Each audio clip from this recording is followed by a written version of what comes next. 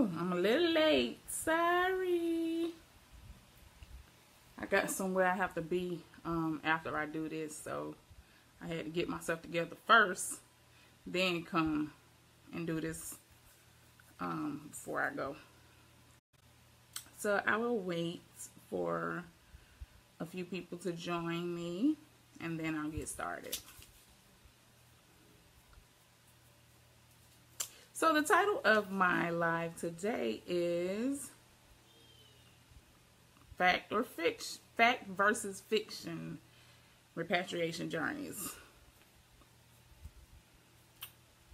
So I'm just gonna wait just a little bit, and then I'll get started. Because like I said, I do have somewhere I have to go, but I did say that I was gonna do this, and I'm trying so hard to hold myself accountable for doing these lives on Sundays. I'm trying to do them every Sunday or every other Sunday. It probably will be every other Sunday. If I can get one in between, I will. But I'm trying.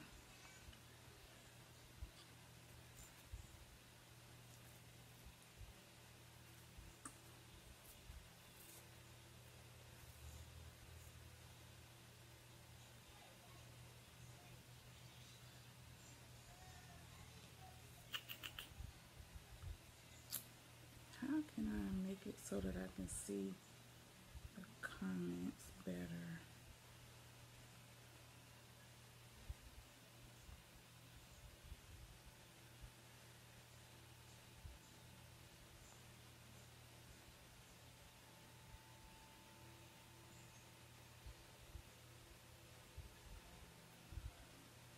Also, I would love to have some of you ladies join me on some lives. That would be fun, right? They have this part of the live where you can add people to the conversation.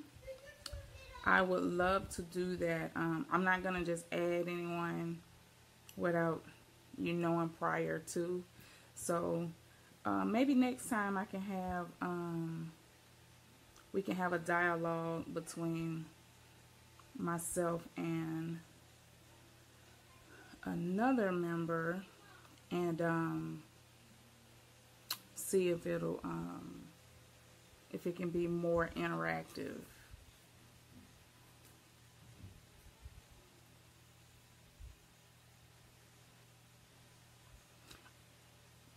Okay, so I'm gonna get started because, as I've said, I have to be somewhere in about an hour.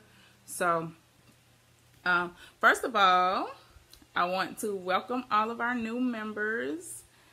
Every day I get we get requests to join the group, and every day I have to unfortunately decline some people who want to join our group. Why do I decline them? I decline them because there are 3 questions that we ask as people request to join our group, and if they don't answer them, I just automatically decline. So if you have someone that you are adding to the group, let me know so that I can go ahead and approve their request. Because if I don't know that you're that it's someone you sent or someone you're adding, I will just delete them. And it's not, I don't mean any harm by it, but that's our first way to remedy not having people just joining to be joining. Because, you know, it's so many groups out there, so many people just join groups to join groups, and this is not one of those groups. We want this group to be interactive, and we want people to we want it to actually help. We want to actually help each other. So we're not interested in the number of members we have, but more so the quality of the members and if their willingness to interact with the group and help out as we learn and grow and build. So for the new members, if you haven't already introduced yourself, please go ahead and introduce yourself. Check out our description. Check out the pinned post. The pinned post is really old, but it really gets the point across the way we want to. And please don't introduce yourself on that pinned post. Actually create a new post and introduce yourself on a new post so that everyone will see your post. I see we have a new sister in the group who introduced herself on the pinned post, and then I saw where another sister said, "Oh, I missed your introduction. We don't. Can you let us know a little about you or whatever?" So just make your introduction on a separate post so that everyone will have the opportunity to see your post. Also, if you put it in a thread, I may miss it, or Renee may miss it, or Mama Camilla may miss it. So if it's not in its separate post, we may miss it and you may get deleted. And we do that. We go through the weeding out process often, because this is a group where we share some very personal things, and we're just not for people just sitting here reading the post and not actually participating. We want this to be an interactive group. So make your introductions, read through some of the old posts, read if you have some questions, some stuff that is common. Actually go ahead and put it in the keyword search for the group, and search the group first to see if you can find the answer to your question.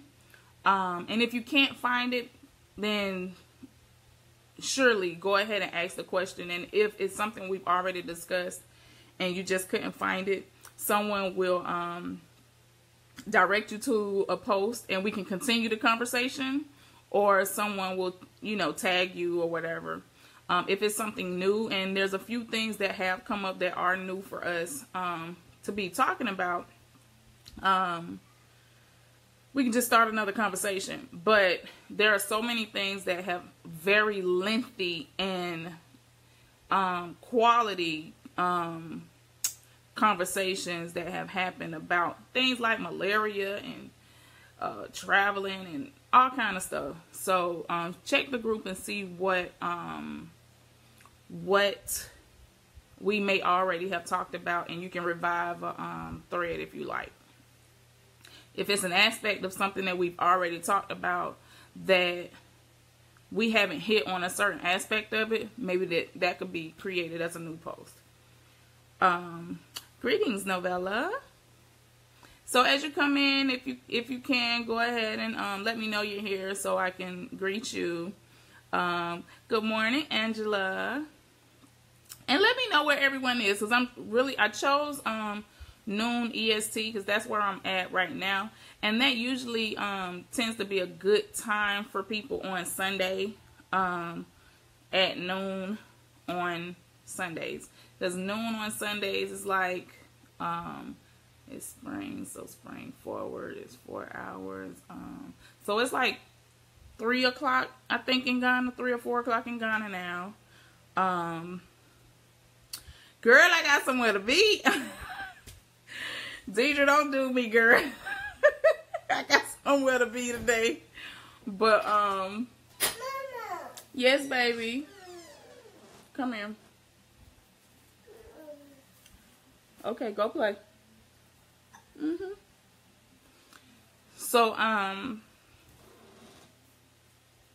what was I saying before Deidre?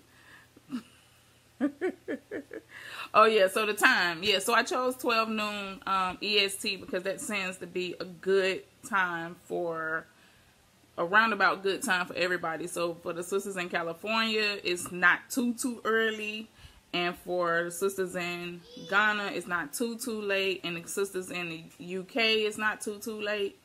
So I was trying to pick a time. I've been trying to pick a time that, you know, it's not too late, not too early. Just kind of good. So, yeah, new members making introductions. I'm going to say that every time I do a live, because I do have some women who have not made introductions, and then they get in their feelings because they get deleted, or they get removed from the group. And I don't mean no harm, and I don't do anything except just go through, see who made an introduction. If they haven't made an introduction, I delete them. There's no other way. It's no, I don't like this person or something. It's nothing like that. It's always, okay, this person didn't make an introduction. I remove them. So, today's live is about repatriation journeys, fact or fiction. So lately, well, not lately, but most of the time we have so many opinions on repatriation. And there's going to be so many more. And there's going to be, people experience Ghana in ways that, I mean, some people have really, really bad experiences in Ghana. And some of us have really good experiences in Ghana. And some of us have mixed experiences, and it doesn't bother us either way.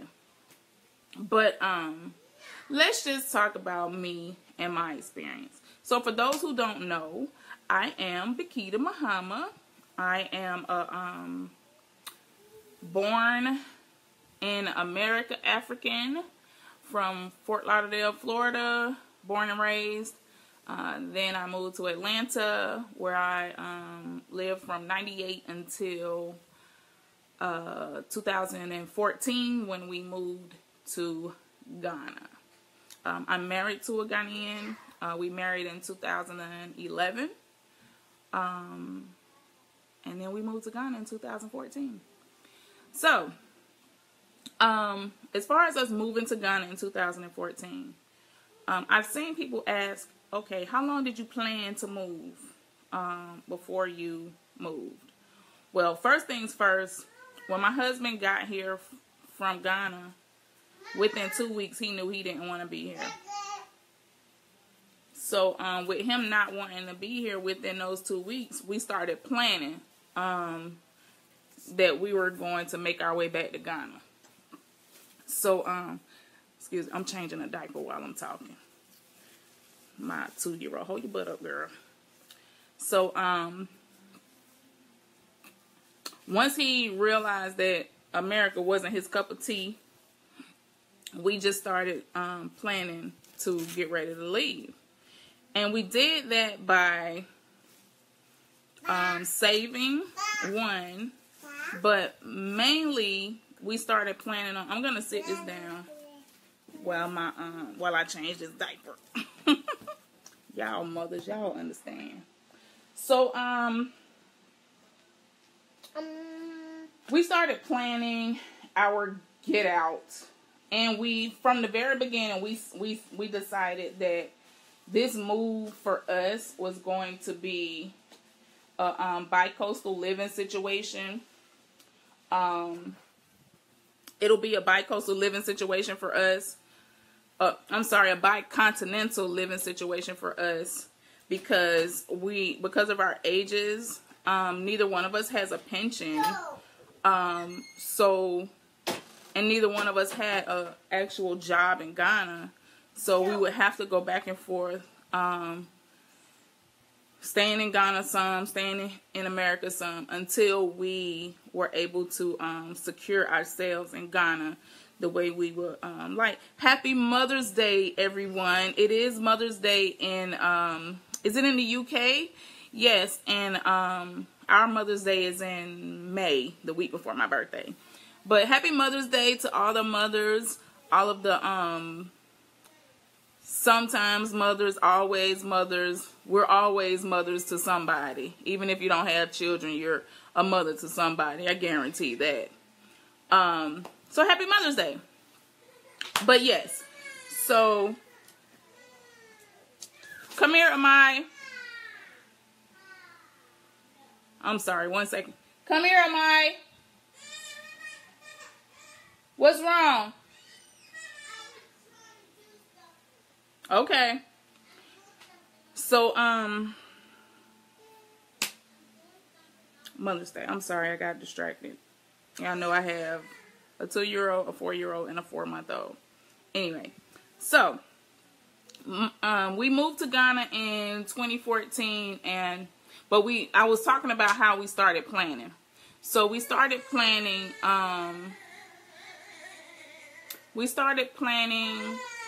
like 2 weeks after he got to to America. Once he got to America, hold on one second. Why did you take that from her? You should not be on. Why are y'all on Cash App? Oh, Lord, y'all. My children trying to send somebody $41,523 on Cash App. I don't know who they trying to break off like that, but no. They got $41,000 for somebody else. So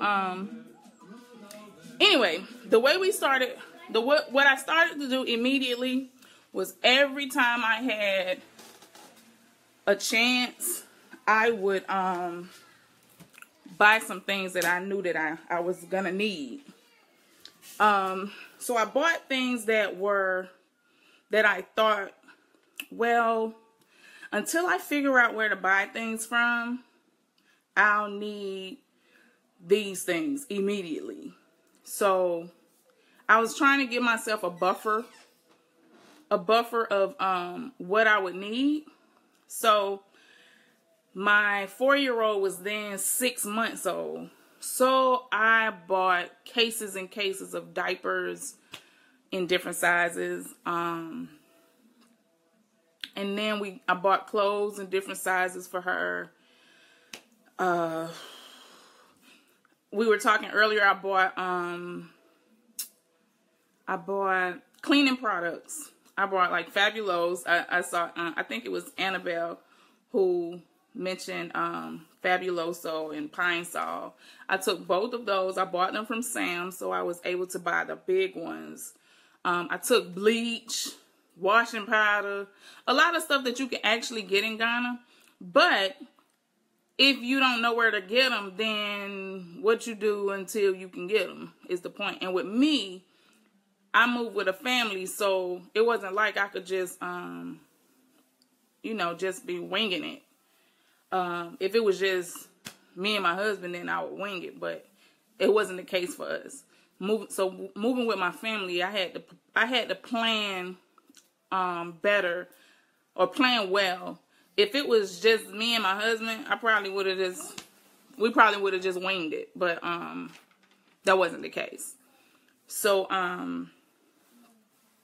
we prepared by we actually packed all of our stuff into a shipping container and shipped it over to Ghana. Now, in hindsight, would I do the same thing? I probably would. Only because I have a larger family, and the money that I would have spent to buy more furniture. Why are you doing that? The money I would have spent to buy more furniture when I got to Ghana, I probably would have ended up spending more than it cost us to ship the stuff. Now, mind you, we were shipping cars too, because my husband is in the car export business. So we were shipping cars anyway. So it just made sense for us to put the furniture in there also. Yeah,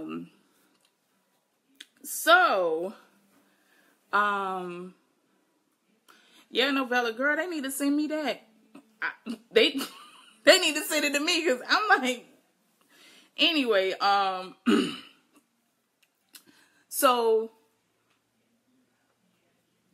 my suggestion, if it's just you and if it's just you alone, I wouldn't ship furniture. If you're shipping a car, I would just ship what I could put into a car. But I wouldn't go all out shipping a whole container of stuff if it was just me and my husband. I would just pack my suitcases and go.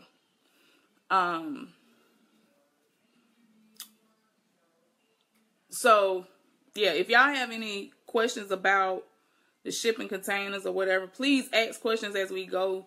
So, or as they come up, and we can talk about that. So getting the whole thing with shipping, I hear it's getting better now. My husband will be there soon, and we'll see. But having things shipped to Ghana is not as easy as it sounds, or easy as it should be. Yes, baby. Okay, hold on. I'm sorry, y'all. I got to put her little thing back on. Here. Mom, your mind's not sharing. Y'all go back in there. I told you I'm trying to do my little go live real quick, and then I'll be done, and we can go where we're supposed to be going. So go. All right. So no, I wouldn't ship if it's a small family and I'd say just look at what would make sense. This is one of the reasons why going to Ghana and doing like a reconnaissance mission is important, because you can go see how much furniture is, see what it would be versus actually shipping your furniture. You know what I mean? So that is pretty much the way I would go about it. Look and see how it would work best for you. Hold on one second. They've been so quiet all morning. As soon as I start, you stop it. Stop it now. You need to find what you want to watch on TV and let her play with it. Here.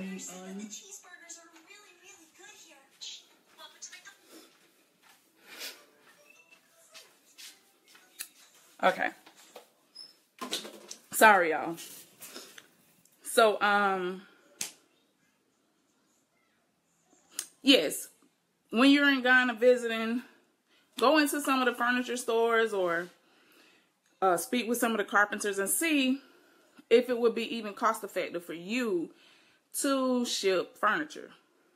I mean, hold on, let me see it. I see a couple questions. I'm sorry. Give me 1 second. Let me catch up with y'all's questions. He said some things are worth shipping, but some items are better to buy in Ghana. Absolutely. I totally agree with that. Clearing at the port. What is complicated about it?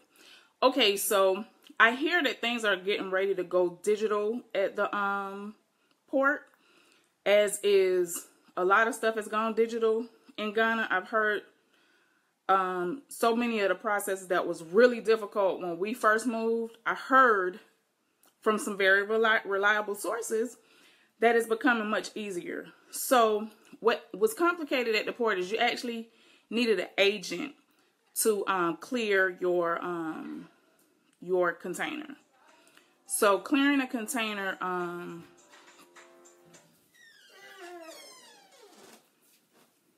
why? When you're clearing your container and you have an agent, having an agent to do it that's the first thing is actually finding somebody you can trust to do it. Because we know how that works, right? So, you got to get you somebody you trust. I would always go with a referral. My husband, our shipper here in Atlanta, is actually the one who referred us to our agent in Ghana. He's really good. He doesn't try to charge us an arm and a leg. And usually if we bring something he needs, we don't really have to pay that much. So what makes it complicated is when you ship with, like, say you shipping with someone else. It's hard for you to get your stuff out if they haven't cleared you won't be able to get your stuff out if they haven't cleared the container. That's one. But if it's your own complete container, then just pretty much paying the duty, getting a fair price on duty, which is where your agent should come in and make sure that you're paying good prices for the duty on the things. Mostly your cars is what's gonna charge. What they're gonna charge you for, as far as the duty. But actually getting through that process, like everything in Ghana, it just seems to take forever. Hopefully they'll change that process soon, and it won't take forever and 100 days to get things cleared from the port and out of the port. Because moving it is next. They don't have they have moving trucks, but I haven't seen companies which is a idea. They don't have U-Haul where you can just get a truck and pack your stuff in it and go. It's a whole nother situation when you're trying to move your stuff around in Ghana. Don't you have door-to-door in the States? Yes, there is door-to-door services in the States. But you get that's when you're going with a bigger company or whatever. We use a Ghanaian in Atlanta who has a shipping company. And that's pretty much how we do our process. But you definitely can do door-to-door. What you keep doing with the phone, girl? I don't know what she keep doing. Here. So, I'm sorry. Let's go back. Things they have to clear. Thanks, no, I can't. Man, that port is a headache. I went with my husband one time to the port, and I never went back. Never went back again. So yeah, that's what me and a friend of mine was talking yesterday, and he said that that the new administration is actually doing some really good things. And since we're talking about that, he was telling me that when he went to get his Ghanaian passport, it actually only took 2 weeks. Even his driver's license, it only took like a week. He's like, because they are cutting out all of the BS with people being able to collect bribes and give you all kind of wahala behind trying to just get simple things done. So, although the people don't like it, a lot of the people don't like it because it's keeping them from being able to, get people's money. It's better for us.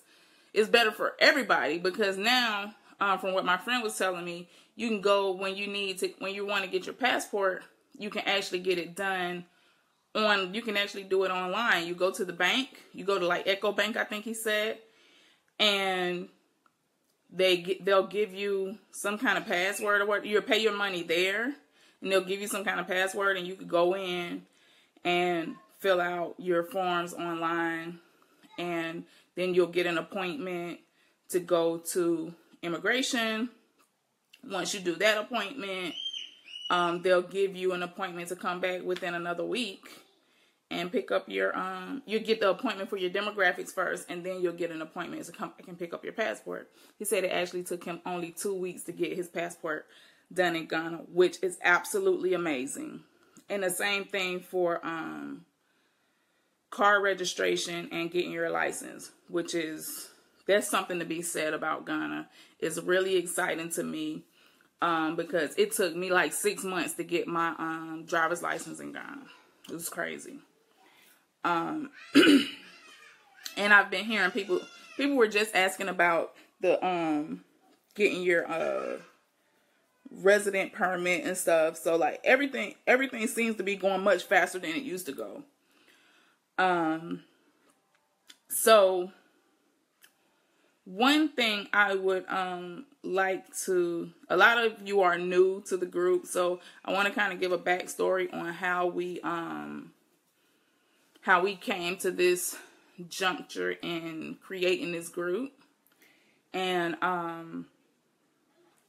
it was because basically when I moved to Ghana, I was not a part of the repatriation community. I knew nothing about the repatriation community. This was something that that was an afterthought for me. Excuse me? Can I fix the TV? Yeah.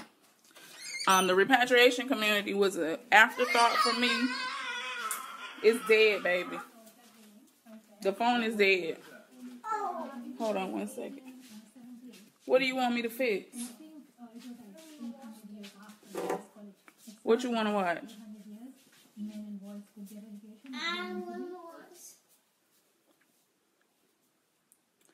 Y'all excuse me for 1 second. The one person in my house who always know how to find everything. Now that I'm talking to y'all, she can't find nothing. What you want to watch? I want this. Llama Llama? Yeah, Llama. Yum, Okay. yum. Okay. But I want to watch Llama. That is Llama Llama. Yum, yum. Okay. So,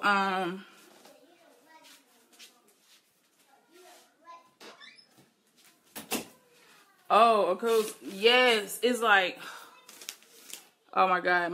When we renewed my husband's Ghanaian passport here in the States, and it only took like 2 weeks. We just mailed it into the embassy in DC, and they sent him back to him in like 2 weeks, literally. Because it was taking so much drama in Ghana to try to get it done, and nobody has time.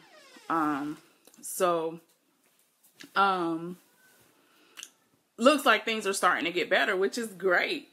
It's a great time to be in Ghana. So when I was getting ready to tell you all about how this got started. So when I first got to Ghana, I knew nothing about the repatriation community and how big it was. I knew that some people were moving to Ghana, but I moved to Ghana strictly just because me and my husband didn't want to be in America. And I always, from the time I walked into Ghana or got off the plane at Ghana, I knew I wanted to live there. So we decided to move back. It had nothing to do with anything else, but it felt good for me.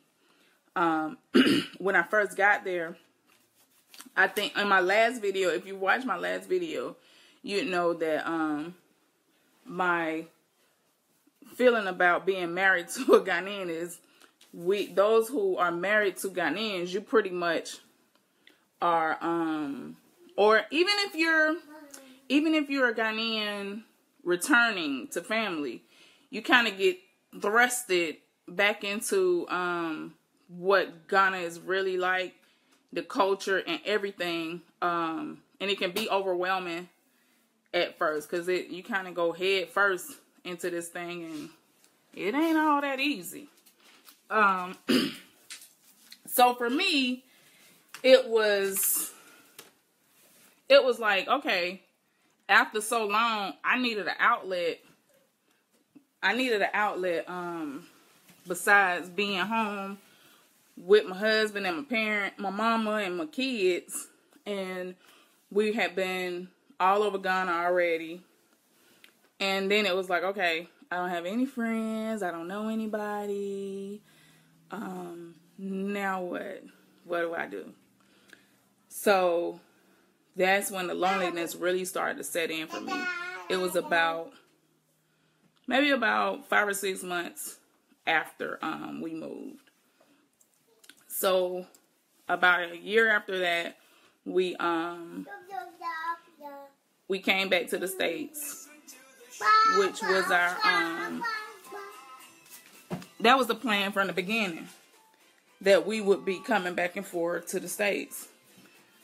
So the week before I moved, or we came back to the States, someone added me to a repatriation group. And that's when everything turned around for me. I started meeting people or whatever that looked like me. Now, mind you, let me back up a little bit. I was a part of the expat community. That was where I first met most of the people that I know even still today. Was the expat community. And it was great. Like, we would spend holidays together. We would go out, have drinks, all of these things. It was great, but it wasn't my people. So it didn't really feel, I didn't really come to, okay, so I'm amongst y'all. I'm amongst my people. I can say how I really feel. I ain't come to Africa to be kicking it with them. I just didn't.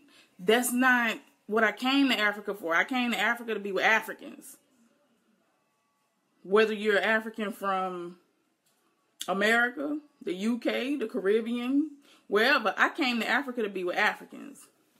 So, that was, although I had a good time with them and it helped to bide my time, it wasn't what I really wanted. So when I came back here, and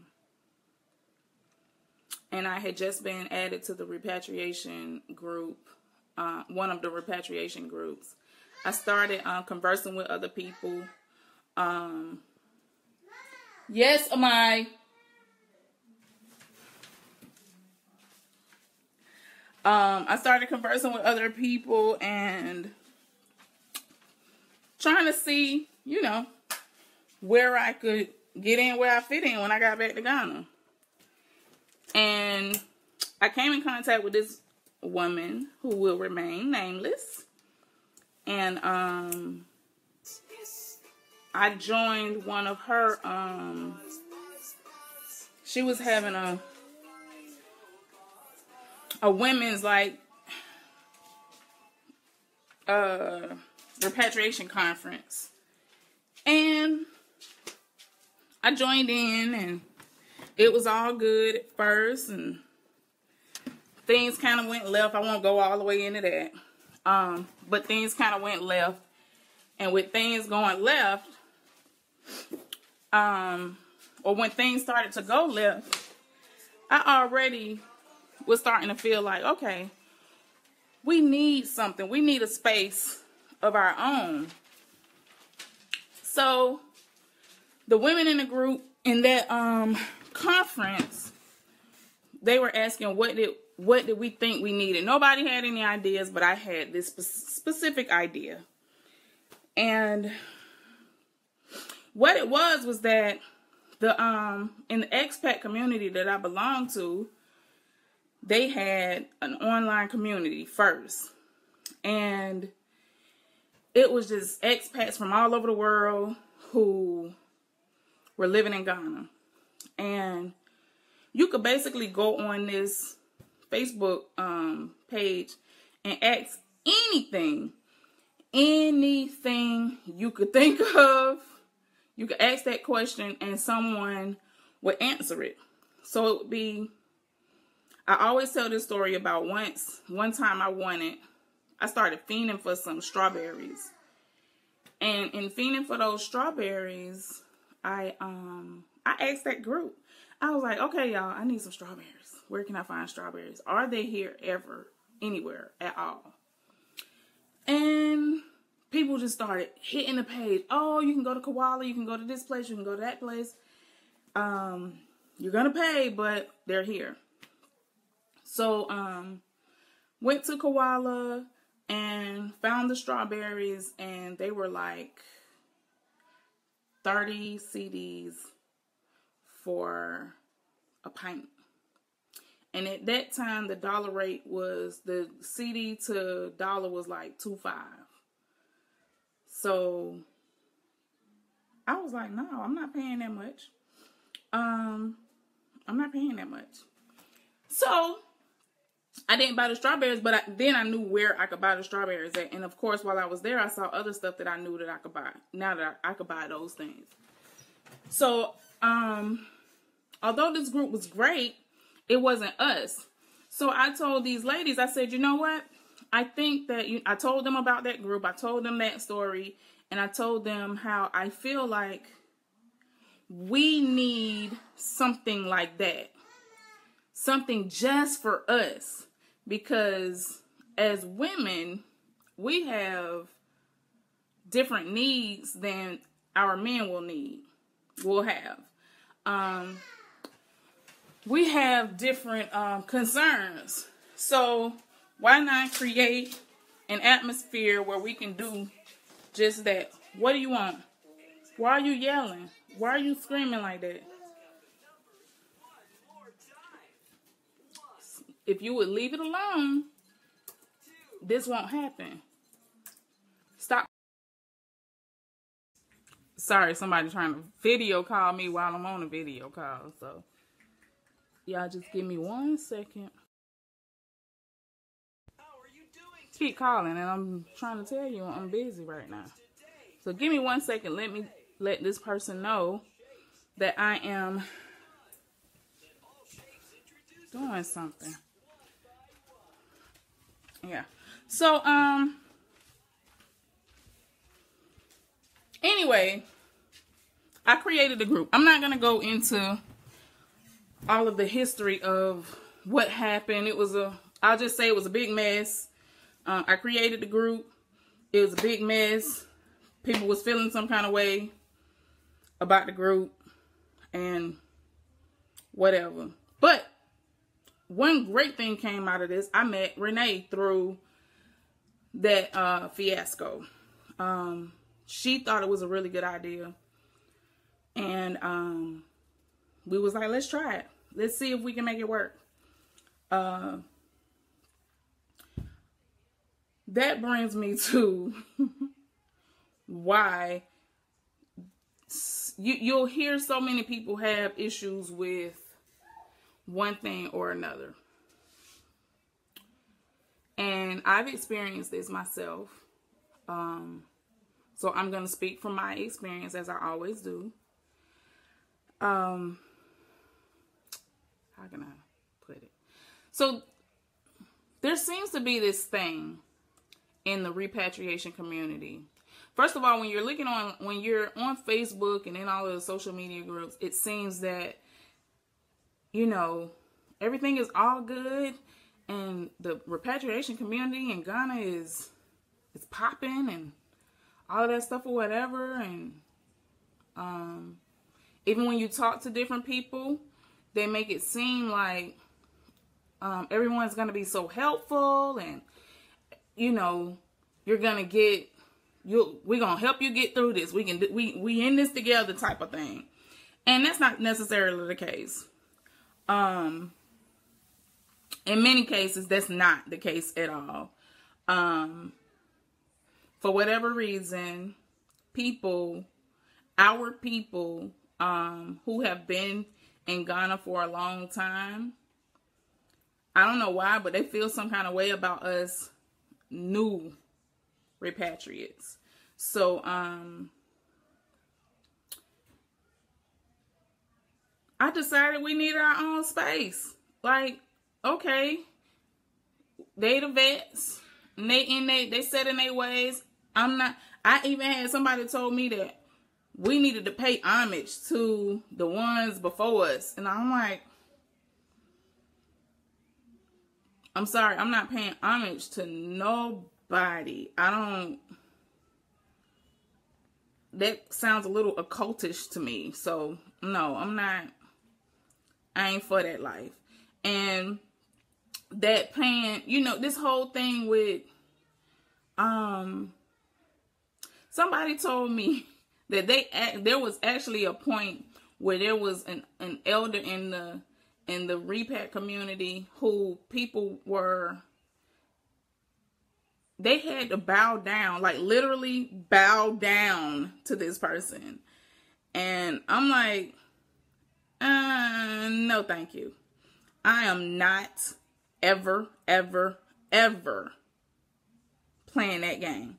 So what tends to happen is our people have come to Ghana and they take on an oppressor type of attitude. Our people do some things in Ghana that are unbecoming of good people. I'll say that. So what I decided was, okay, instead of us having to deal with all of that foolishness, because nobody has time for that. I'm grown, you grown, they grown. I don't feel like I need to be bowing down to nobody. Nobody bought my plane ticket. Nobody paid for that visa. Nobody paid for them 3 containers that I shipped or that we shipped initially. Nobody paid for me to get here. And to say that they paved the way, so to speak, granted, they came before us. But if you look at my video, I did a video on my YouTube channel that talks about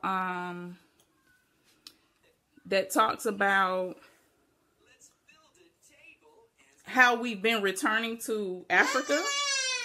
And we've been doing this for a long time. Since like the 1800s, we've been coming back to Africa. So if that's the case, a lot of people need to be paying homage, and I don't think that's the point. We coming home. We not. I just don't see it that way. If y'all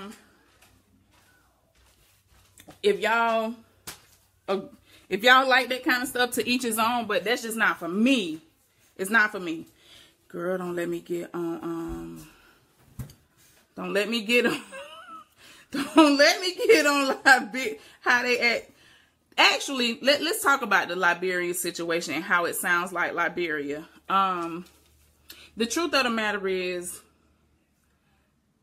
that from me talking to some of the elders in Ghana, that is like actually one of the fears of them allowing us coming back. That's one of the fears, is that we will come and behave the way we did in Liberia.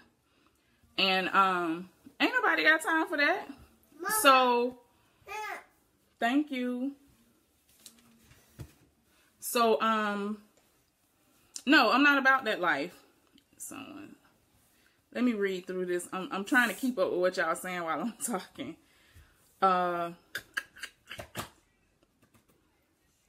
Asia Marie says, I never thought that would be an issue. Girl, if I tell you some of the stuff that I have dealt with or I have seen, you won't even believe it. What? Okay, go play with Zuri. You wasn't even thinking about me until I started talking. Okay. Sounds like Liberia. Stop it. Yes. Well. Oh, fee honker. So let me just run through the fee honker thing real quick. Fee honker is something that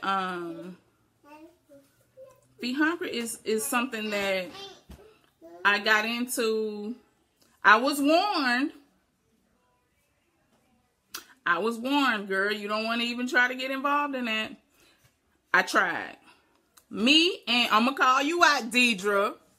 Me and Deidre actually were really trying to help to get things going, and to the point where we was trying to help get things back on track, or whatever the case may be. We was trying to figure out what happened, and after we figure out what happened, let's move forward. That is, I'm not gonna front with y'all, that is a hot ass mess, period.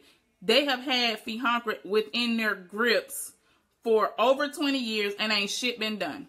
As Candace said, Candace says, I haven't seen that a way has been paved. In all seriousness, that was what I said. Ain't no way been paved. So many things that should have been done long time ago still hasn't been done yet. And I don't see what in the world and why y'all ain't did nothing for us to y'all don't even have nothing for us to come to.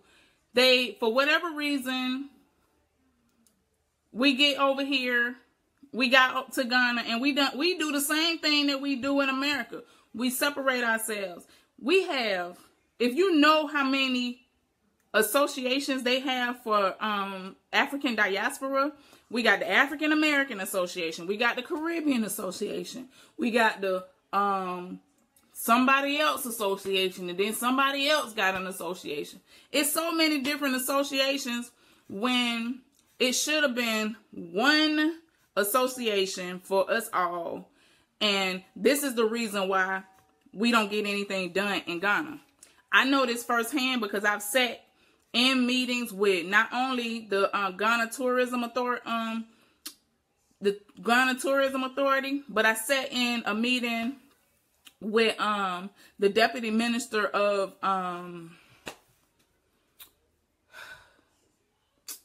like Immigration Affairs. I can't remember the actual name. I have a picture of it, but and the main concern is we're coming to them in different, everybody coming to them with the same ones. And they're like, okay, y'all need to unite under one umbrella, and and y'all collect yourselves, and we can deal with something outside of that. But nobody wants to do that. And then when someone does take the lead and get things moving,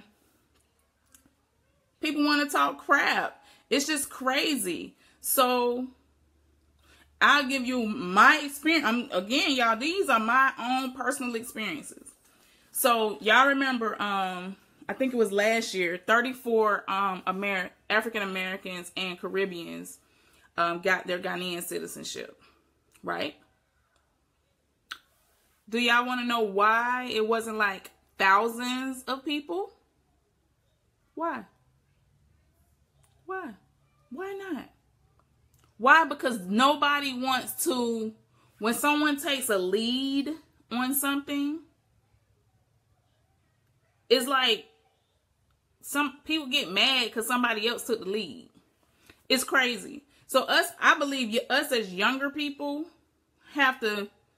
we have to create a new lane for us. And we have to do things different than what they're doing, because the way they're doing shit is not working. So the best thing for us to do is to do something different. It'll be insane for us to do the same thing they've been doing for 20 years, 30 years, and they haven't gotten anything done. So exactly, Candace, they fighting for credit.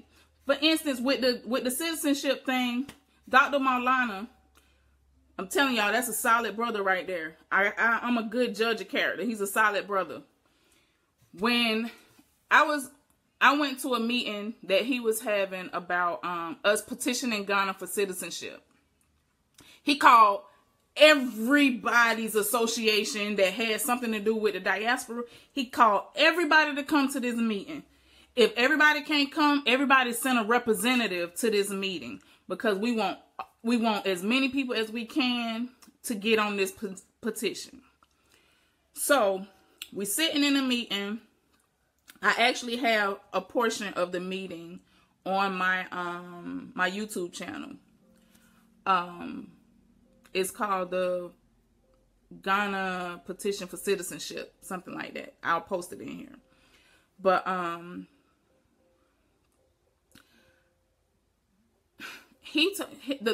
what he was doing was he wanted to petition the government of Ghana for us to have the rights to become citizens and not have to go through the same pathway that other foreigners go through because of who we are. And we had some people who were actually getting ready to file for their citizenship. And citizenship in Ghana costs like 6,000 CDs. The process does. So one brother was getting ready to do his. He decided to not do it and to go take this route. And if this route didn't work, he would go the other route. Let me tell y'all all we had to do. And unfortunately, I wasn't in Ghana when it was time to do one portion of it, so I didn't get to do it. But I'm just glad some people did it. So all you had to do was they came up, him and Kwesi Kwartey, the Honorable Kwesi Kwartey, which is, he now works for the AU. Kwesi Kwartey was Dr. Maulana's friend. They've been friends for like 30 years. And Kwesi Kwartey was was President Mahama's executive secretary. So that's his right hand man. So basically, at the end of Mahama's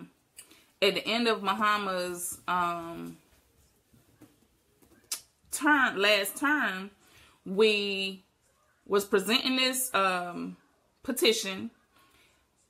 They came up with a whole different set of like things that we needed to fill out for. It was just one sheet. It wasn't, and you just filled out as much as you could and turned it in. He got initially 29 applications. If the kind of stuff you heard people saying, oh, they just want to get people information. I'm not trying to get myself. The kind of stuff that you heard people saying, it was pure stupidity in my eyes. Then it was some people who didn't. It was associations at the meeting who didn't even tell their people what was going on, or they was giving them a partial truth or not telling people what was really going on. It was crazy. So he gave us about, I think it was like 2 or 3 weeks to get the applications in and drop them out. Had a little drop off spot. People from Cape Coast and different parts of Ghana. People was going out of their way to, send out the application via email and just turn it in. You ain't have to pay no money or nothing. Just turn in the app. No documents or nothing. Just turn in the app. He got 29 applications initially. 29.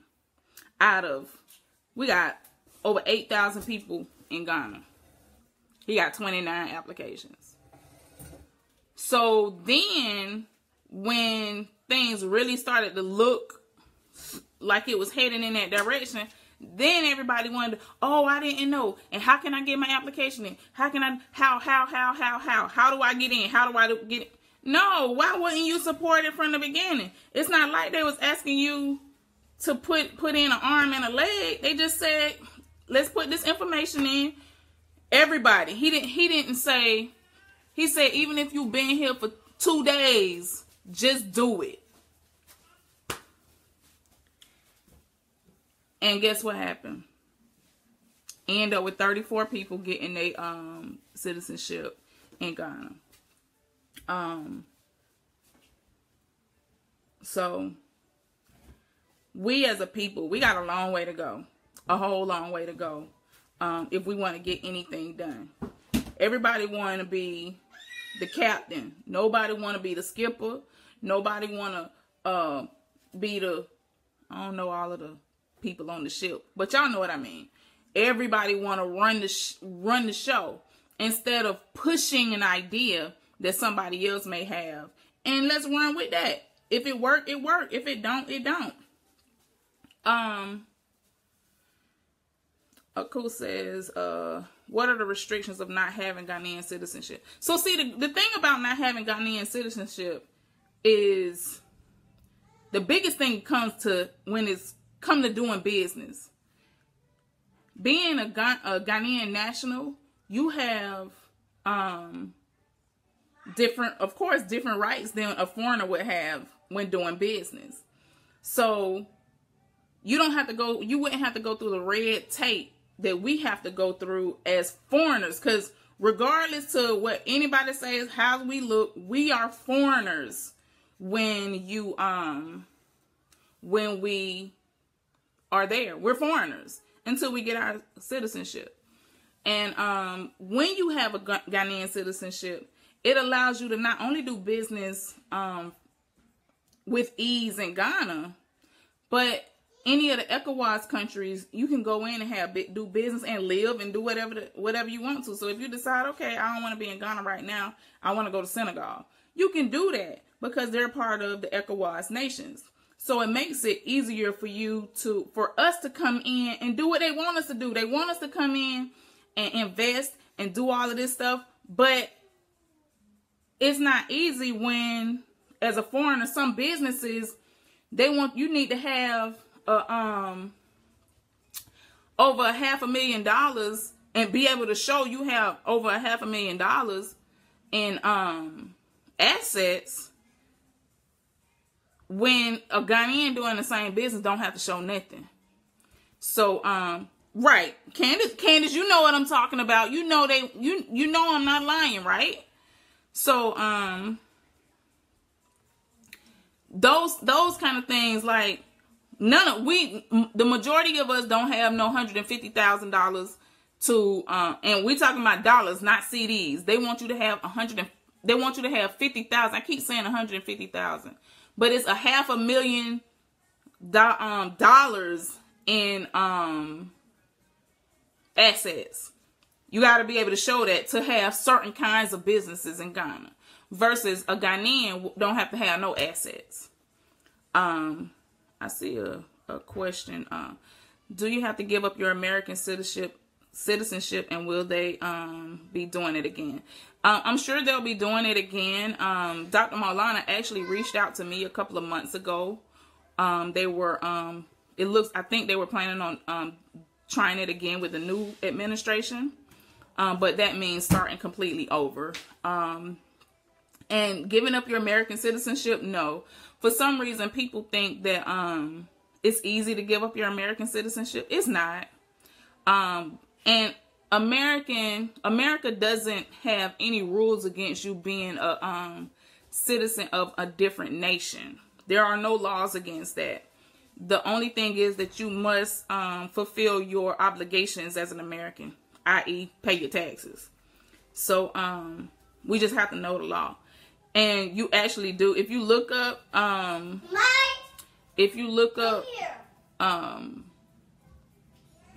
what is it called? When you giving up your American citizenship, it's a lot you have to go through to do that. They ain't trying to just let you go. So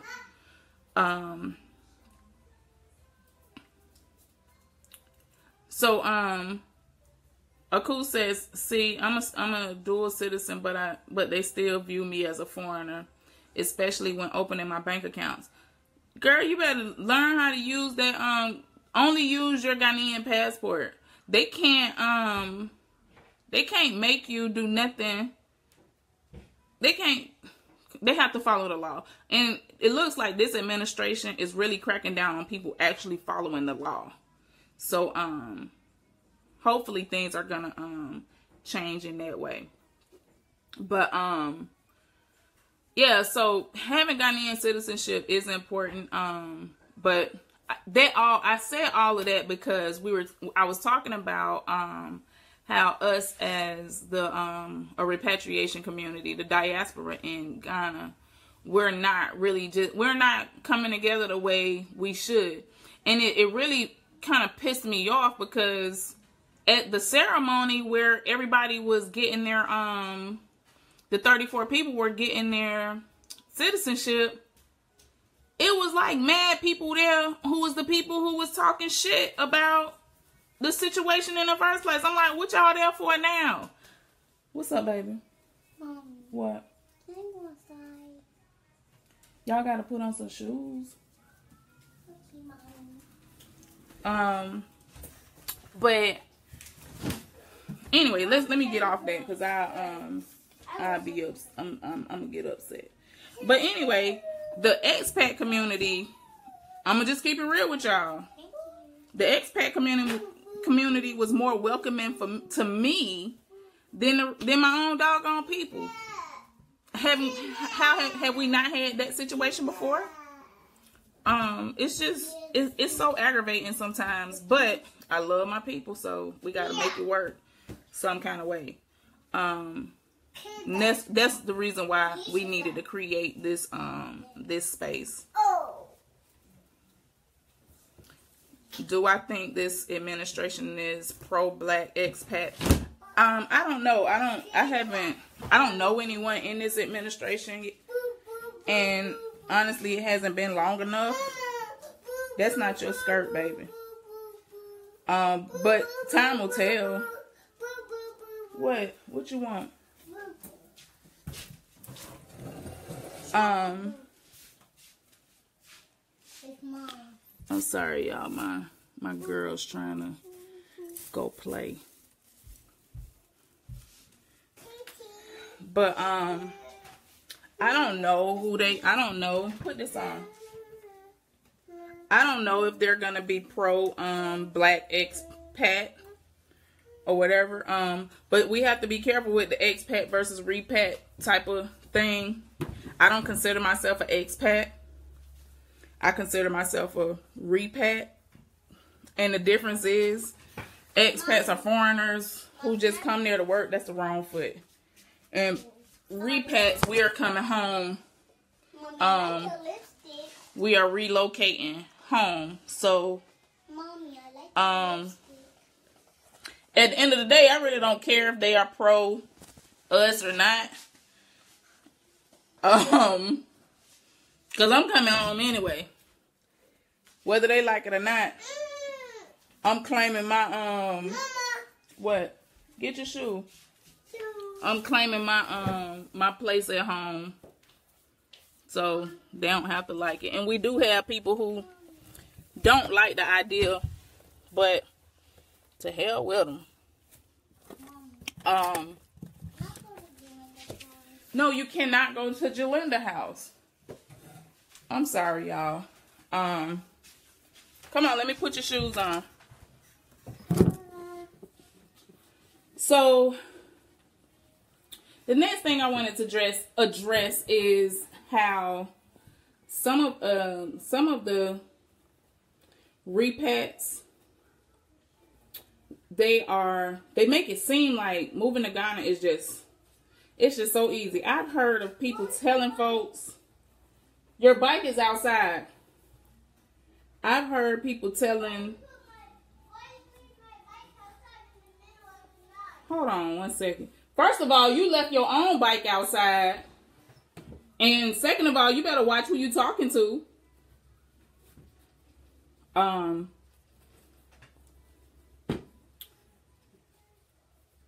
was I saying? Oh, so yeah, they telling people, oh, you can come to Ghana and with $1,000 and be all right. I want somebody on this thread to tell me they believe you can move to Ghana with $1,000. Tell me you believe you can come to Ghana with $1,000 and I got a bridge I can sell you. All right. So what's happening is people are getting bad advice from repats, and then they're having terrible experiences when they come to Ghana. And a lot of people aren't even telling what that experience really was. So then we hear people who actually tell the truth and tell what their experience really was like. And people get mad because it doesn't fit the narrative that they've heard so often. Well, I'm going to just keep it real with you. It's a lot of these people in Ghana who are hungry. Literally, they're hungry. It's people in Ghana who, I'm not lying, literally not eating for days on end. I'm sorry, I keep getting calls while I'm talking. But then they get on social media and they say they doing their little making it seem like it's all good and all of that. And why when you decline somebody call, why they keep calling you? I ain't never understood that. If I call you and you decline my call, and I can tell you declining my call, I'm not calling you back. You call me when you done, right? Okay. I know one person who is in Ghana right now. This person was literally sleeping in a tent.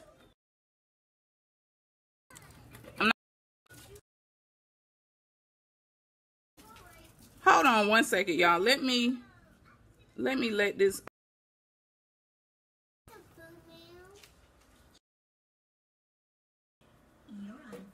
Okay, y'all.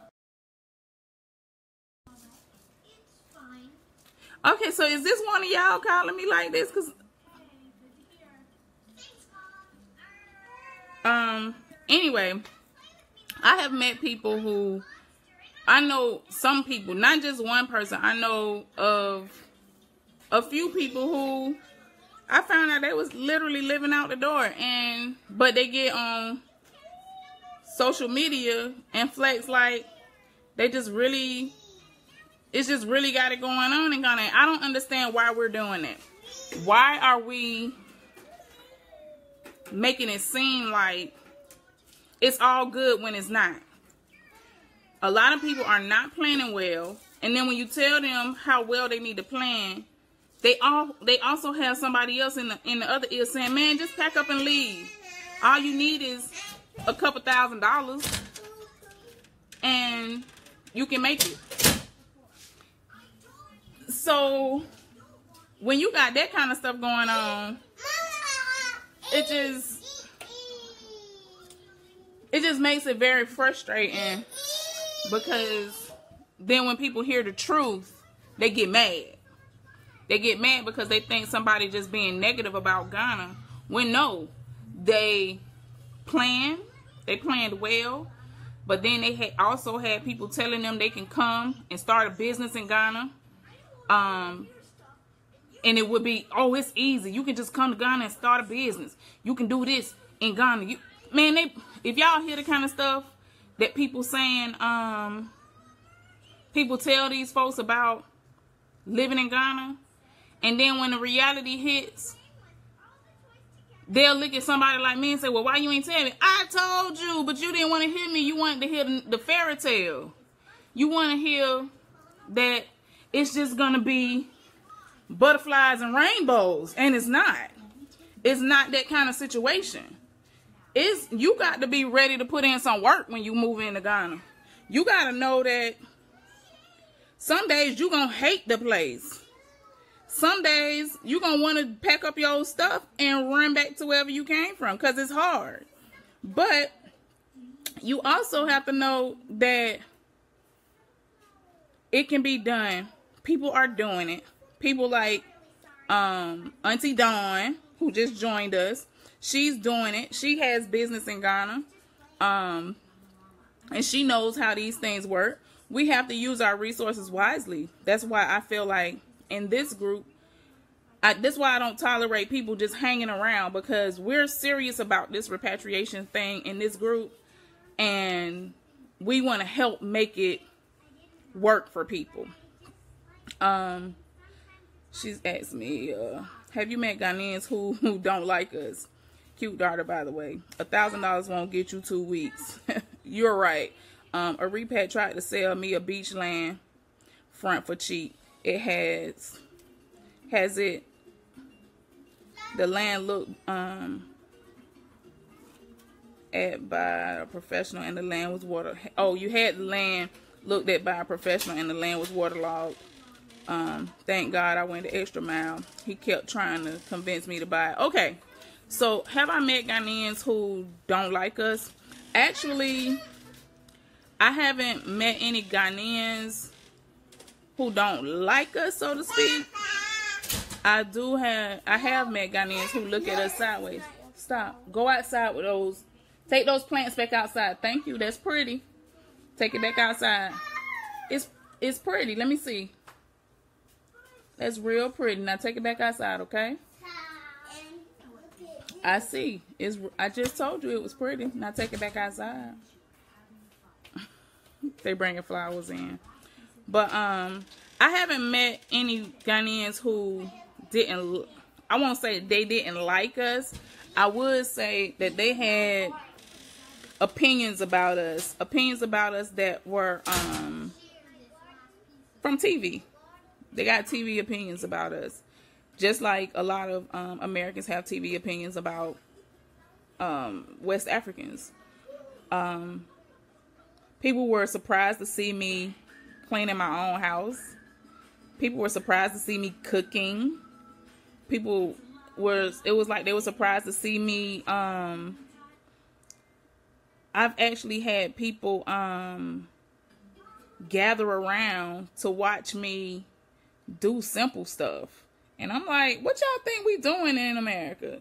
We have to cook, and we don't have house help. I personally don't know anyone in America who has house help. But I know people in Ghana who have way less than me who have house help. So, you know, it just,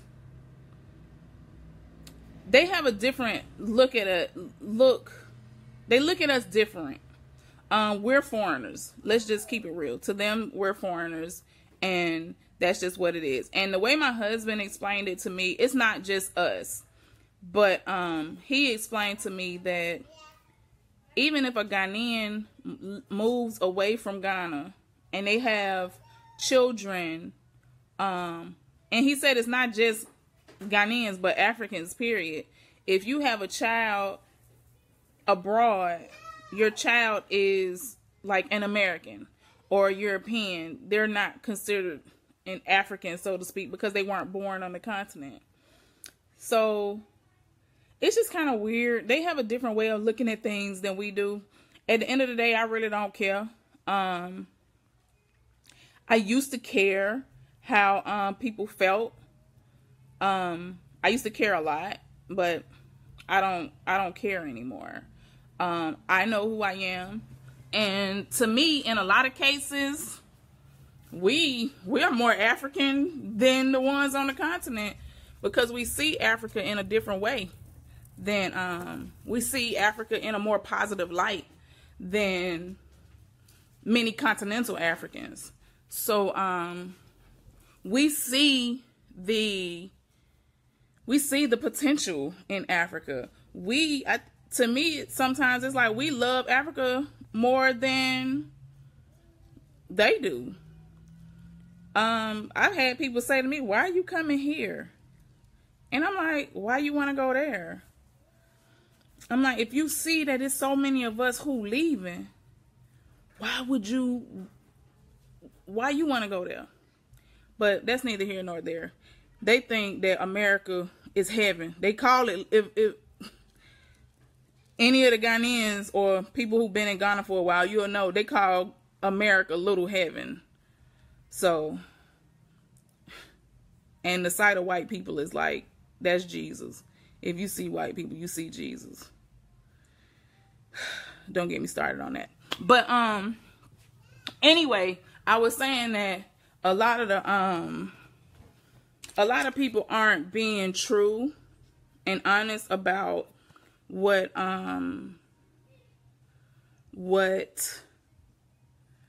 they're really experiencing, especially us of the younger age. We don't have a pension.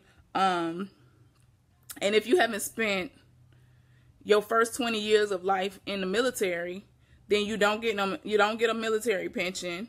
You don't have retirement or Social Security. So you're really trying to make it.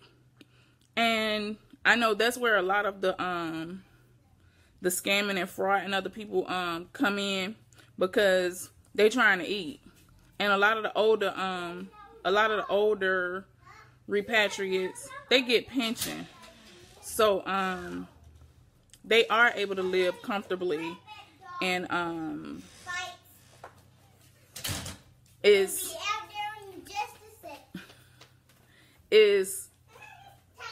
just amazing to me that people just won't be honest. I just don't understand that. But what I don't want y'all to do, I see sometimes and I used to get really offended when, don't take that stuff outside. Don't take that stuff outside. You can take that outside, but don't take all of that other stuff outside. Yes, go ahead. So, anyway, my whole thing is that when you hear people really telling the truth about Ghana, it kind of stings. And I know, like, I think it was yesterday or the day before yesterday, there was a post about the Repat Diaries. And I can kind of I understood where Priscilla was coming from. But I guess because I do know them, I know them personally. I know that a lot of what they've said, or how people are perceiving it, is being misconstrued. Their objective is to give a real idea of their personal experience, because they were some of the people who were misled about, especially doing business in Ghana. I tried to explain to them that doing business in Ghana is not going to be as easy as you think it is. Many of the people who are doing business in Ghana, they aren't doing legal business in Ghana. They're not registered with the government. They're not doing things the right way. So, yeah, if you gonna do things by hook, crook, or slide, yeah, you can just go open up a business, but that's just not how everybody should do things. And when you're really trying to do real things, that's just not how you want to go about it. So we have to be honest about the fact that being a foreigner, you do have to have, in some cases, not all cases, it depends on what kind of business you're trying to start.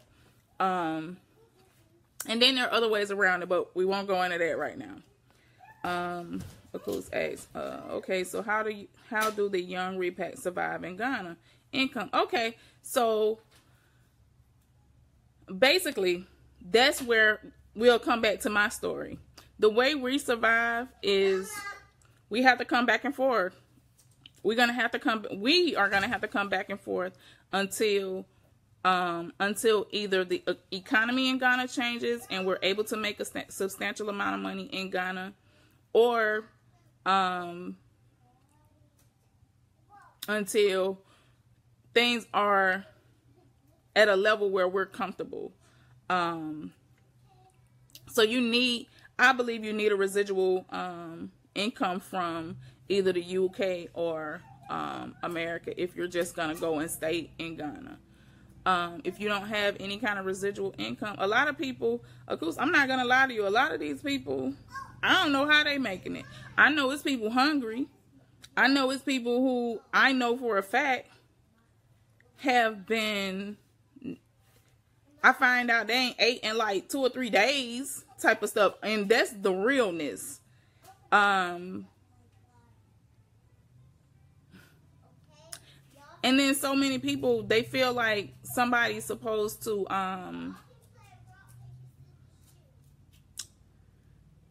they want everybody else to help them out in their situations when they didn't plan well. And I can't fund your repatriation journey. I'm sorry. So for us, we like for instance, when we first came to Ghana, we didn't intend on having to come right back. But when we came back, the exchange rate was 2.5. So we came, my husband shipped 3 containers full of, we had cars, we had electronics, we had all kind of stuff. So our whole thing was, he had a store in Dansuman already.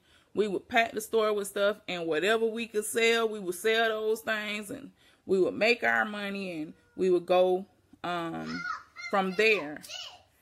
And not long after we got there, the exchange rate went up from 2.5 to like 3.2, 3.3, 3.5. Before we knew it, it was at like 4. Oh my God, that disrupted our entire plan. Because now, the things that we bought from here for whatever price, we couldn't sell it. We couldn't sell it for what we wanted to in Ghana, because it was gonna kill us. We was gonna lose. Hold on one second. Ma'am, stop yelling. Okay?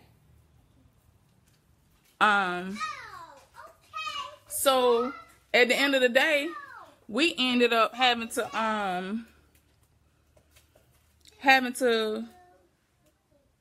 make the decision, do we just sell the stuff, or do we hold on and wait and see if it's gonna go back down? See if the exchange rate will go back down. Well, at the end of the day, we just had to end up coming back here and regrouping. This is our 3rd time back since 2014. We didn't anticipate having to come back this often, but with the things changing so quickly, we ended up having to come back each time like really quick. So, and that was something we just couldn't plan for. We didn't know that we couldn't anticipate that the exchange rate would go from 2.5 to 3.5, 3.7, almost 4. We couldn't. And while that's good for us bringing money, when you're doing business in Ghana and you're bringing goods, it's not good for business. So,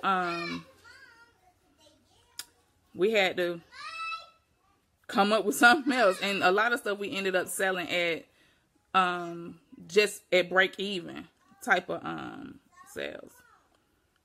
I'm sorry, I'm reading some of the comments to see if there's some questions that I can answer. Yeah, Auntie Dawn, yeah. I do think that we have more of a passion for Africa than others do. Other Africans do.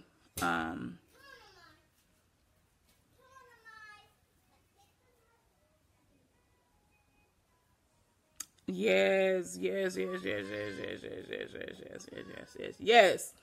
That is exactly what me and my husband talked about as far as doing business in Ghana, finding a trusted Ghanaian, because it goes back to the difference between doing business as a Ghanaian and doing business as a foreigner. If you have a trusted Ghanaian partner, you can do business basically through them, and not have to worry about all of those foreign issues. You know what I'm saying?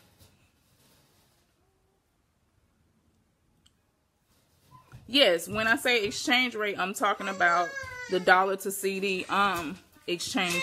That's the exchange rate. You want to be in or out? Now, I done told you can only do one. You want what? Huh? Okay, if you want to stay outside, stay outside. I'm not making you come in. See my kids.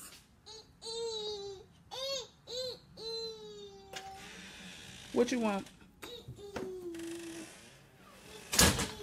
So yeah, having that brings me to my my next topic of building relationships.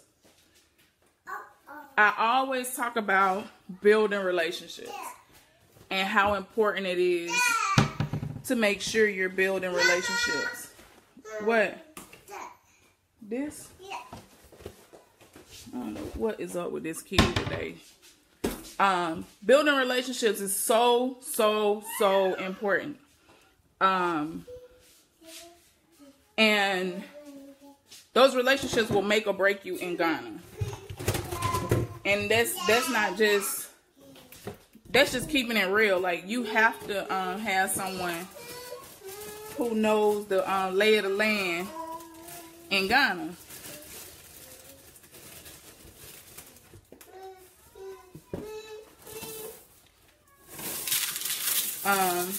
Let me see what I'm trying to read. What Don is saying. I'm trying to keep up with everything. I would not encourage anyone to move to any country in Africa unless you have a substantial savings to invest. You can purchase or rent your own home long term. You need seed money to live anywhere in Africa. So if you are not in retirement age, you must have substantial savings. Yeah, I agree with that. But what I will say is, as Africans born in what? Now, you want cereal, you want oranges. What do you want, girl?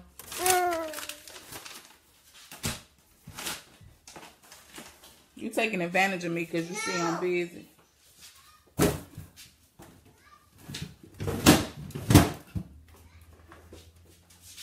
I'm coming, y'all. Hold on. I'm giving her little lunch. That's what you want? Okay. So, when it comes to that seed money, the next thing is, what is a good amount? Because I know some people who have come to Ghana with, people my age who come to Ghana with $60,000, $70,000 saved, feeling like that was enough to get them through, and they could have just lived off of it. But when it came to actually trying to start a business and live and do, it just was, it wasn't really enough. But that was for them. And I don't know exactly what they were trying to do and how they were trying to do it. But I do know that they had, what we would say, substantial savings, especially for people our age. Yet it just wasn't, they just wasn't able to do it. Or it just wasn't going the way they, thought it would go, because they're told how easy it is to do business in Ghana. And I just don't feel like that's the truth. I think it's misleading, because it's not saying, people don't say, well, you need to have a trusted Ghanaian partner to do that business. They don't say all of that. So yeah. But I do believe that if you're building relationships here beforehand, you can learn all of this stuff and save yourself a whole lot of trouble. That's why we have this group. My whole thing is, I want to save us from making the same mistakes other people have made. So many people have been taken for land issues, businesses, people like this thing about somebody charging someone $300 for a letter, an invitation letter for a visa. Like, come on, y'all that hungry? People really need to stop. So Akul says, apart from treasury bills, what other forms of investment are available? Well, To me, I think that for us at our age, that's probably the quickest and most and the easiest way to invest and save as you're even as you're coming back and forth. Like, that's one of the things we do, is make sure to invest in treasury bills, so that basically that could be your retirement money. Let that just grow and grow and grow as your retirement money. We're all still at the age where we can go and go and go and get it and get it and get it. So we need to take advantage of our youth, our youthfulness, and make this happen. I'm sure there are other ways. Hold on. If you bring $60,000, you can make it if you invest that money and live off the interest. However, you would need to have your own home, separate funds, and rent long term.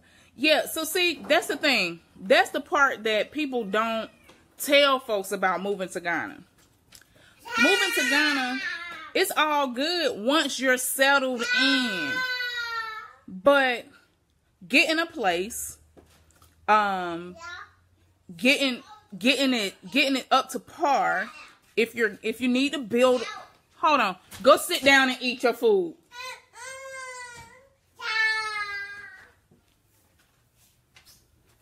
I know how to do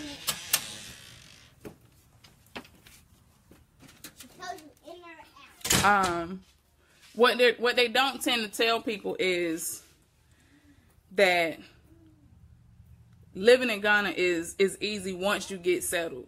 So, like, for instance, if you rent, most people want you to pay a year up front. Some people want you to pay 2 years. Most people don't even plan for that. You got to plan for the fact that you may have to pay $10,000 up front or $5,000 up front just for your rent. Then after that, you still have to get things that you need. So you need a stove, you need a refrigerator, you need a generator, so all of those things you have to have. You have to have those things done, and it costs money, and it ain't cheap. So, like Candace is saying, like 2 years up front. Now some even asking for 3. And Candace, believe it or not, we getting off easy with just 2 years. People was back a couple years ago, people was asking for 5 years up front for rent. So, and even with leasing a building for your business, it's common that people pay 5 years up front. So, we're coming from a place where most of us don't know anything about buying a home, let alone building one. But when we want to tell people, oh, you can come to Ghana and build a house, we don't even know what it takes to build a house. We don't even know that. We don't even know what it is you're supposed to look for. There's so many things we don't know. So to tell somebody that it's so easy to move to Ghana is misinformation. It's misinformation, because, and that's where a lot of people are falling victim to either coming to Ghana and having to leave, or coming to Ghana and feeling like they was misled and dejected. Now they feel some kind of way and they don't want to be there. And it's not for no other reason, but they weren't advised well. And when I tell people the truth, they really don't want to hear me, because I'm the only person telling them the truth. I'm telling you that you if you have these monies after you settled in. So once you have your house built, once you have your like for us, once we have our the house finished, the solar power, our borehole, we have everything that we need in place, then the money that we have in treasury bills and other money that we have in savings, it'll be easy to live off of that, and then have the time to invest in business and all of that stuff. But if you don't have a roof over your head, I just don't understand how people do this. Maybe because I have a family. I have 4 children. If you don't have a roof over your head, and how you gonna... Hold on. Hey. Hey. Why? If y'all can't play together outside, y'all gonna have to come inside now. Okay. So, I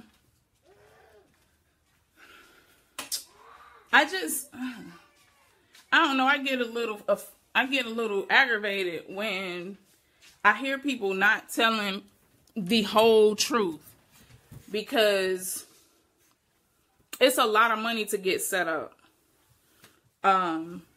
It's a whole lot of money to get set up.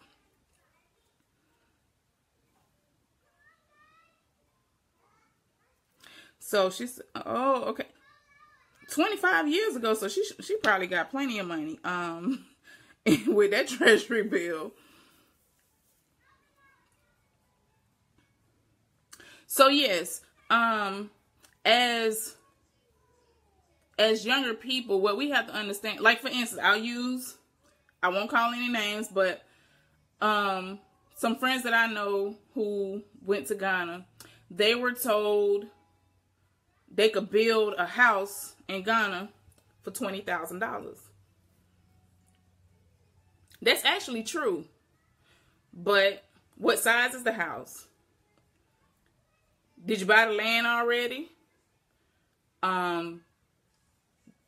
This house that you're gonna buy, is there already power in the area, or are you gonna have to put a light pole out there?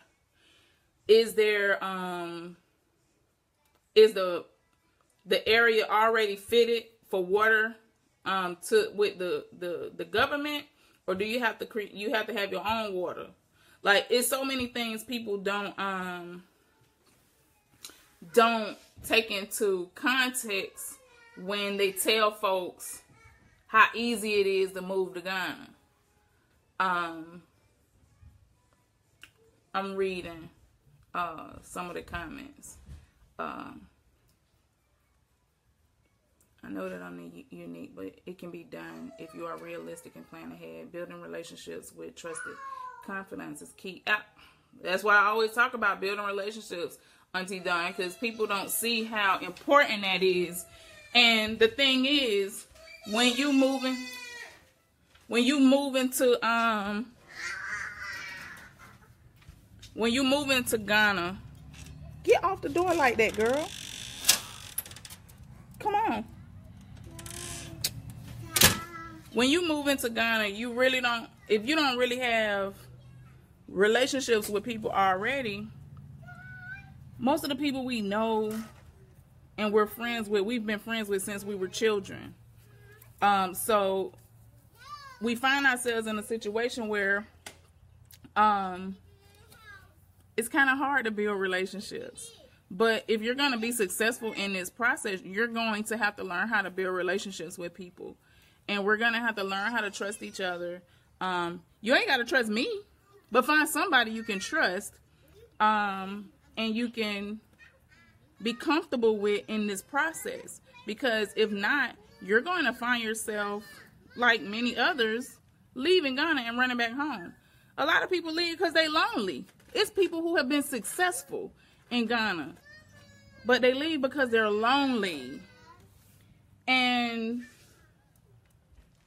I mean, people need a community. And at the end of the day, if you don't have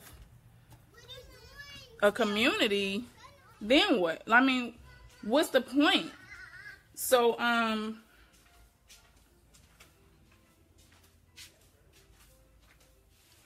Candace says, we know someone who bought land and built a 2-bedroom house for $25K. Yeah, the thing is, it can be done. Are you coming in or not?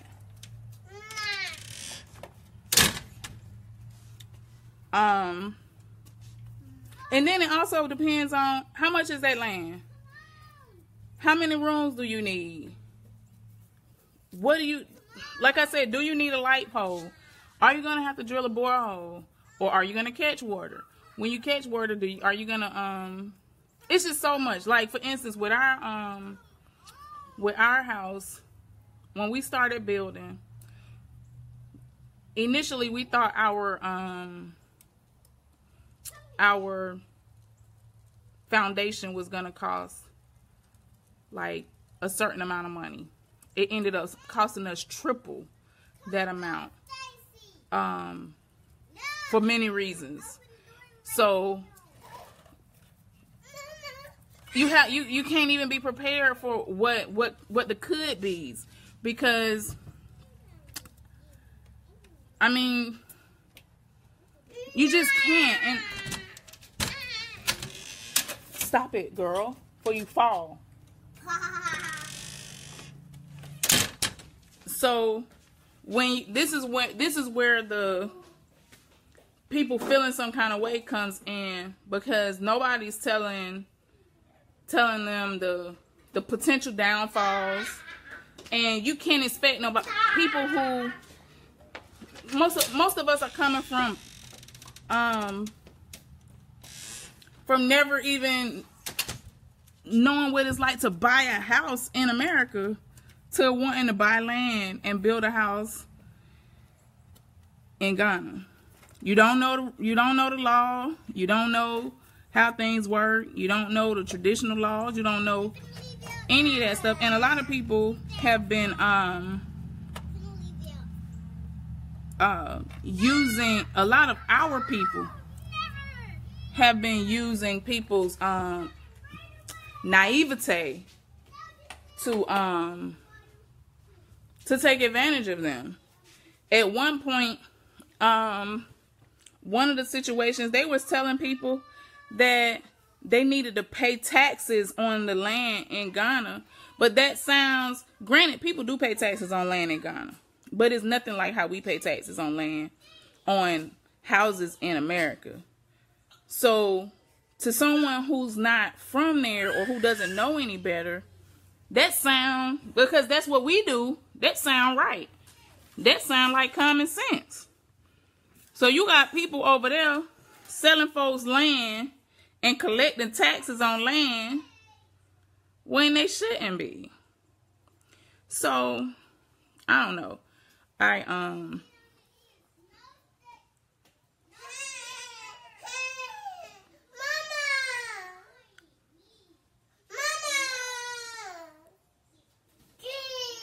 Go, if you want to play, you need to stay. You need to go ahead and play, or y'all gonna come inside now.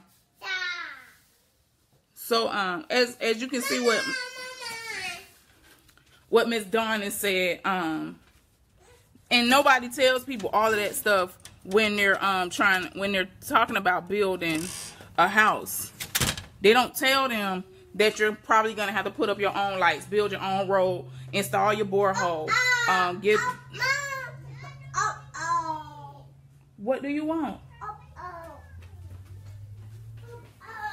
So anywho, this live is going way too long, way longer than I expected it to go. No, you ask for cereal, you eat that. I'm not going to keep making something different. I'm not going to keep doing that. Sit down. Sit down. Well, don't sit down then, but I'm not making nothing else.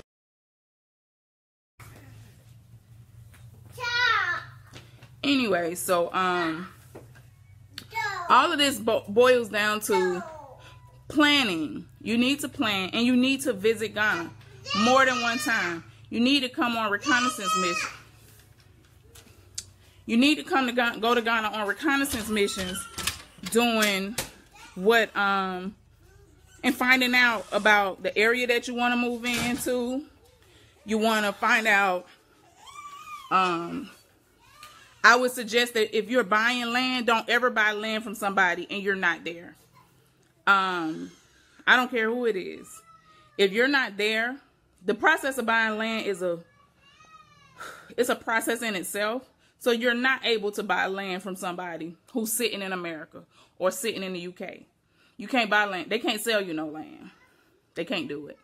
If they do, you need to be very cautious of somebody who's trying to sell you land and they're not in Ghana.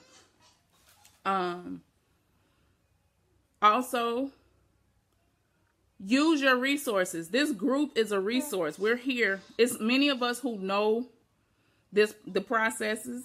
Many of us we know people who sell land. We know people who know how to find land. We know people who we've done it, so you can get recommendations. In Ghana, it's best to do things off of recommendation, because, and even still, then you still need to do your due diligence. Don't just because I recommend somebody to you, I may have had a great experience with them, but who knows? You may not have the same great experience with them. I would hope you would. If they're smart, you would. But you just still want to do your due diligence. And if something doesn't sound right, don't just go for it. Ask questions. Get some clarity. Ask one of us. A lot of times people don't want nobody in their business, but you need somebody who you can trust and who you can talk to and who you can run this stuff by. You have to do your due diligence, and you cannot you can't get upset if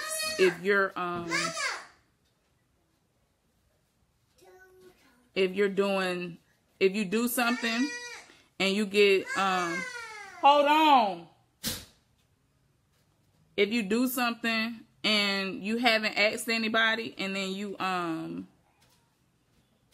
don't, and it goes left, all the way left. You can't get upset with anybody but yourself, because you should treat Ghana the same way you would treat your home country. You wouldn't be in the UK or the US and just buy some land from somebody off the side of the road. You wouldn't do that. For whatever reason, we get to Ghana and we just lose all of our senses. You do not do that. Don't allow yourself. You eat what you already asked for. I'm not giving you nothing else. No, don't do that. Don't lose your senses when you get to Ghana. I know if I'm here in America, when I buy anything, if it's a big purchase, I do my due diligence. Even if it's not a big purchase, I do my due diligence. I look at reviews. I check the source. I'll check the Better Business Bureau. I do all of the things to make sure that I'm being an informed consumer. So just like you would be an informed consumer in the US or the UK, be an informed consumer in Ghana. Don't allow nobody to tell you no craziness. You ask some of us. I don't know anyone in this group that would steer you wrong. That's the reason why we talk about making introductions. That's the starting of building relationships and reaching out. I know even in our group, we've mentioned about reaching out. I'm about to close out right now. We've mentioned about checking on each other and reaching out to each other. There's a WhatsApp group. If you're in Ghana and you have WhatsApp, you should join the WhatsApp group so that you can have you can keep in contact. Y'all can keep in we can keep in contact with each other.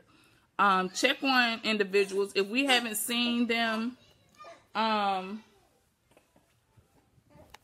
If we haven't seen them online in days or weeks or whatever the case may be, we need to check on them.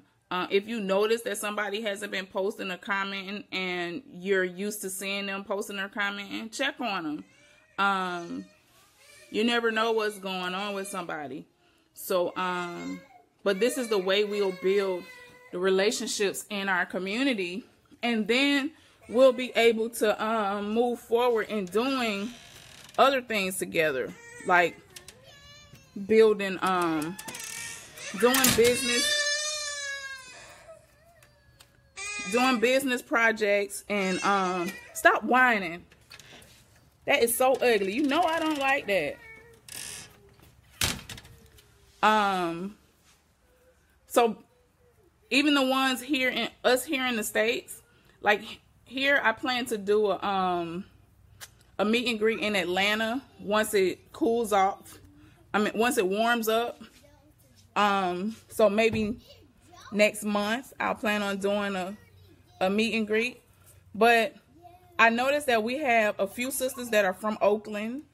Why don't you all in Oakland meet up, start building relationships with each other? And when you're in a different city, reach out. Let us know, let somebody know that you're in a different city and see if someone's there, and maybe y'all can meet up and have coffee or something. Remember now, it's going to take some work for us to build the relationships that we need for this to work. You're not going to just meet each other in Ghana and be best friends. That don't work. The friends that you have, you've been friends since you were probably a child. So you have to put more effort into building the relationships that we're going to have as adults on another continent. And these relationships are vital. So do whatever it takes. I know I do. It's certain people who I know they're in Ghana and they're in Ghana and they're alone. So I check on them every now and then. I make sure that they're okay. And I've had people to say to me that nobody checks on them. Nobody,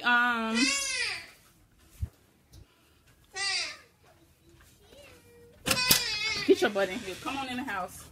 And you're not going back outside. Go. Stop it now. Stop it. Go and sit down and eat. Anyway, I am about to go and get with these children because they are tired of me talking to y'all. And I got somewhere I got to go anyway. That's why I'm already all made up and everything. So I got to go freshen up my little face, and we'll go where we need to go. We can continue this conversation in the comments. I hope this was helpful. I plan to speak with y'all on Sunday so we can air out some of these things and make sure we're having a good understanding of what's going on. All right, y'all. Talk to you later. Peace.